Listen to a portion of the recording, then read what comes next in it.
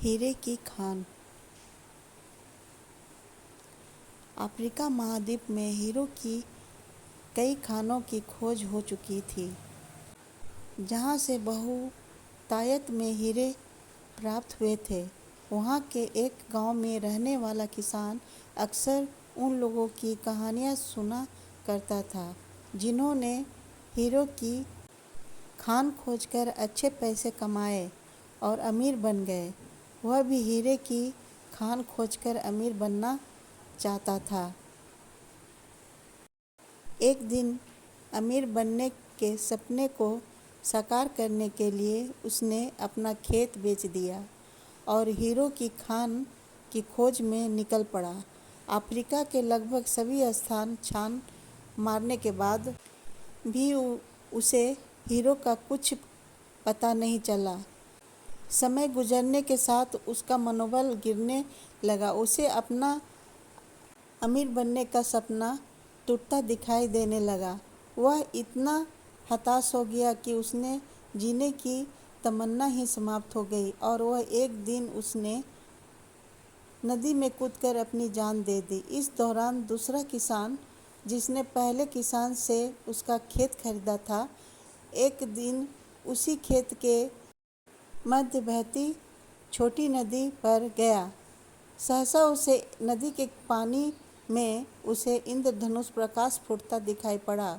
उसने ध्यान से देखा तो पाया कि नदी के किनारे एक पत्थर पर सूर्य की किरणें पड़ने से वह चमक रहा था। किसान ने झुककर वह पत्थर उठा लिया और घर ले आया। वह एक खूबसूरत पत्थर था। उसने सोचा कि यह सजावट के काम आएगा और उसने उसे घर पर ही सजा लिया। कई दिनों तक वह पत्थर उसके घर पर सजा रहा। एक दिन उसके घर उसका एक मित्र आया। उसने जब वह पत्थर देखा तो हैरान रह गया। उसने किसान से पूछा, मित्र, तुम इस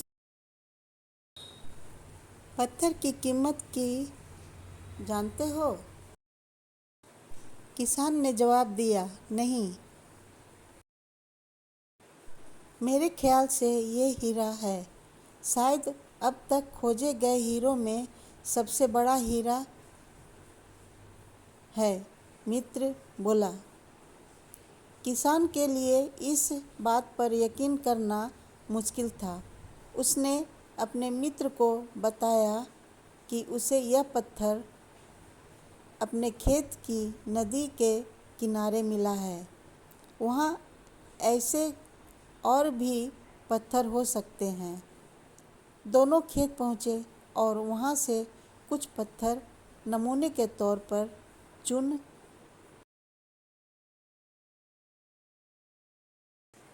फिर उन्हें जांच के लिए भेज दिया।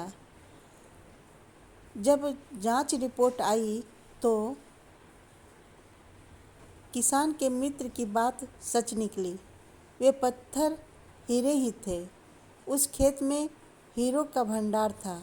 वह उस समय तक खोजी गई सबसे कीमती हीरे की खदान थी।